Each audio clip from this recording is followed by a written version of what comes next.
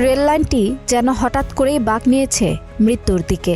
জয়পুরহাটের আক্কেলপুর উপজেলার সোনামুখী ইউনিয়নের হলহলিয়া রেল ব্রিজের উত্তর পাশের এই অরক্ষিত রেল ক্রসিং এখন এলাকাবাসীর জন্য এক আতঙ্কের নাম।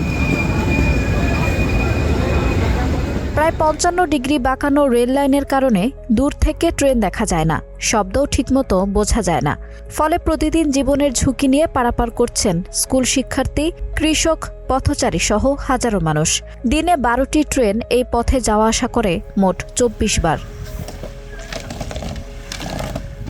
2024 সালের 29 মার্চ এই ক্রসিংয়েই প্রাণ হারান প্রবাসী মিজানুর রহমান। মোটরসাইকেলে বাড়ি ফেরার পথে ঢাকাগামী চিলাহাটি এক্সপ্রেস ট্রেনের ধাক্কায় ঘটনাস্থলেই নিহত হন তিনি। সে ঘটনার ভয় এখনও তাড়া করে ফেলে স্থানীয়দের। এলাকাবাসীর অভিযোগ, দীর্ঘদিন ধরেই এই ঝুঁকিপূর্ণ স্থানে কোনো গেটম্যান বা নিরাপত্তা ব্যবস্থা নেই, অথচ দুই গ্রামের মানুষের পাশাপাশি আক্কেলপুর তিলকপুর সড়কের যাত্রীরাও এই পথ ব্যবহার করেন নিয়মিত।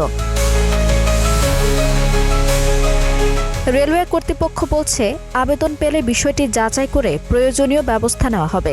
তবে এলাকাবাসীর প্রশ্ন, আর কত প্রাণ ঝরলে মিলবে নিরাপদ পারাপারের নিশ্চয়তা? আঞ্জুম হক আরবি, টাইম নিউজ ডেস্ক।